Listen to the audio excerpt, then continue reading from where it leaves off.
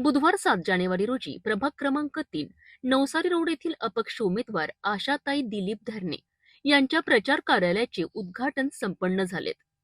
ओम Sai plaza कठोरा नाका येथे नारळ फोडून त्यांच्या निवडणूक प्रचाराला अधिकृत सुरुवात करण्यात आली.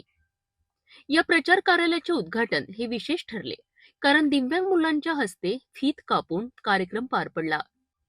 यावेळी बोलताना आशाताई धरणे यांनी महानगरपालिका निवडणुकीत निवडून आल्यानंतर सर्वप्रथम दिव्यांग विद्यार्थ्यांसाठी विशेष काम करण्याचा विश्वास व्यक्त केलाय.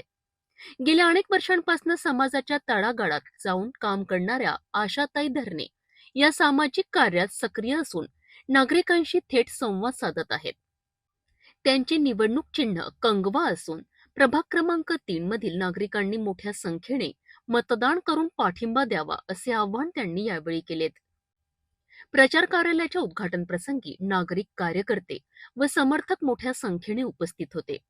नवसारी रोड परिसरात या कार्यक्रमांमुळे निवडणूक वातावरण तापले असल्याचे चित्र पाहायला मिळाले. आशा दिलीप धरणे, मी 10 वर्षापासून समाजसेविका आहे आणि नवसारी प्रभाग 3 मध्ये निवडणूक लढवत आहे. अपक्ष उमेदवार म्हणून कंगवा माझं चिन्ह आहे. भरपूर विकास कामे केलेली आहे 2 वर्षापासून. म्हणजे जवळपास पावसाळ्यामध्ये स्ट्रीट लाईट चालू केलेले आहेत, नाल्यांची साफसफाई केलेली आहे.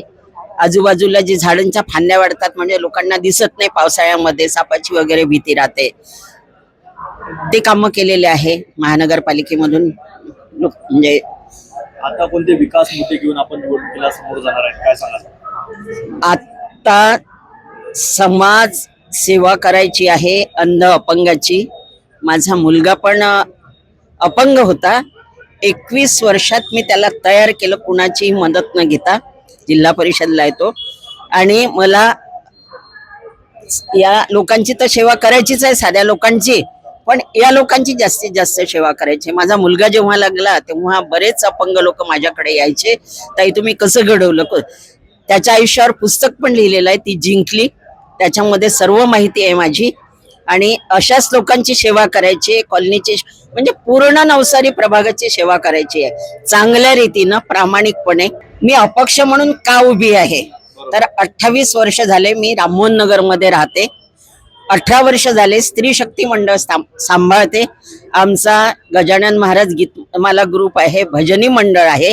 आणि सर्व म्हणजे एरियातील म्हणजे जे काही आजूबाजूचे आहे, राममोहन नगर आहे, अरुणोदय कॉलनी आहे, समर्पण कॉलनी आहे, शाकुंतल कॉलनी आहे, पंजाबराव कॉलनी आहे, परशुराम शाळा आहे, म्हणजे बरेच. आता प्रत्येक नाव तर मी घेऊ शकत नाही. आनंद विहार, म्हणजे जिथे कुठे माझे नातेवाईक असतील किंवा मैत्रिणी असतील त्या सगळ्यांचा मला आग्रह होता की तुमच्यासारखा उमेदवार शोधून सापडणार नाही, म्हणून अपक्ष उभ्या राहा, पण राहा, आम्ही तुम्हाला निवडून देतो, ही आमची ग्वाही आहे.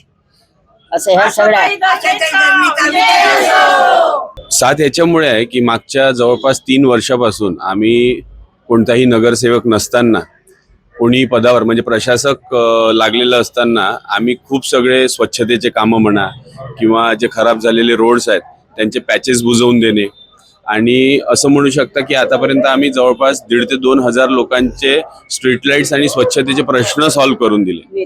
तर मग आणि त्याच्यासोबत वेगवेगळे उपक्रम, निर्माल्य संकलन करणे, मग त्या निर्माल्यापासून अगरबत्ती बनवण्यासाठी रोजगार, महिलांसाठी रोजगार तयार करणे, या सगळ्या ऍक्टिव्हिटीज करत असताना आम्हाला एक लोकांचा असा रिस्पॉन्स येत गेला की तुमच्यासारखी जी पिढी आहे, यंग पिढी, ही राजकारणात यायला पाहिजे. पण आता असं असतं की आपण बघतोच की पक्षाचं सध्या काय झालेलं आहे. पक्षांनी ज्या प्रकारे तिकीट्स वाटप केले तर ठीक आहे, तो त्यांचा विषय आहे, पण आम्हाला माहिती होतं की ज्या प्रकारे आम्ही लोकांना सेवा केली त्याच्यामध्ये आम्ही अपक्ष उमेदवार म्हणून पण स्ट्रॉंग कॅन्डिडेट राहू आणि एक चमत्कार घडू, हा आम्हाला एक काय म्हणतो आमच्याकडे आमच्यावर गॅरंटी होती, आमच्यावर विश्वास होता.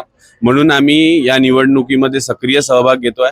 आणि चौफेर आमच्या नावाचा सगळ्यात महत्वाचं म्हणजे आमचं चिन्ह कंगवा, की ज्याच्यामुळे आपण एक प्रकारे केस बरोबर अरेंज करतो, आपल्या केसांना काय म्हणतो मोल्ड करतो, तर त्याच प्रकारे आम्ही आमच्या प्रभागाला सुद्धा मोल्ड करू. निवडणूक लढवू शकला असतात, मात्र आपण आपल्या आईचं नेतृत्व स्वीकारलं. आता कारण याच्यासाठी आहे की असं म्हणतात ना की नेहमी आपले जे पॅरेंट्स असतात हे आपल्या मुलांना सांभाळतात, तर मग आम्हाला अशी एक, मला जगालाही एक किंवा आपल्या प्रभागाला म्हणा आपल्या जिल्ह्यालाही एक दाखवायचं होतं की मुलांकडून पण कधी काही आपण आपल्या पालकांना देऊ शकतो. तर बस असं समजून घ्या, आम्ही नगरसेवक पद हे आमच्या पालकांना देऊन राहिलेलं, माझ्या आईला देऊन राहिलेलं आहे. आणि शेवटी माझी यंग टीम ही खूप मोठी आहे. म्हणजे माझं अमरावतीमध्ये शौर्य रुद्राक्ष प्रतिष्ठान म्हणून एक ढोल ताशा आणि ध्वज पथक आहे जे बेस्ट डिसिप्लिन आहे, आणि त्याच्या अंडर सगळी यंग जनरेशन आमच्या कॉन्टॅक्टमध्ये आहे. म्हणजे अनुभव प्लस युथ आणि तरुण हे सगळं आमच्या सोबत आहे, आणि आम्ही नक्कीच जिंकू. लोक आम्हाला आशीर्वाद देतील, आणि त्याचसोबत जिंकल्यानंतर आमचे पाय जमिनीवर राहतील याचा सुद्धा आम्ही ध्यान ठेवू, आणि त्याच प्रकारे लोकांना सेवा देऊ. निवडणूक होऊ घातलेली आहे, आपण युवा नेतृत्व आहात, काय आव्हान कराल मतदारांना एकच आवाहन करेल की म्हणजे आजपर्यंत तुम्ही नाव करणाऱ्याला नाव जास्त असलेल्याला मतदान केलं असेल, आता तुम्हाला काम करणाऱ्याला मतदान करायचं. म्हणजे आणि जे पण लोक आज हा काय म्हणू शकतो आपण व्हिडिओ बघत असेल, असे खूप सगळे लोक आहेत जे बघून म्हणतील की हो या टीमने खरंच काम केलेलं आहे, ते आमच्यावर नक्कीच विश्वास ठेवतील, आणि आम्ही चांगल्या प्रकारे त्यांना सर्व्ह करू किंवा आम्ही सेवा देऊ अशी आमची इच्छा आहे.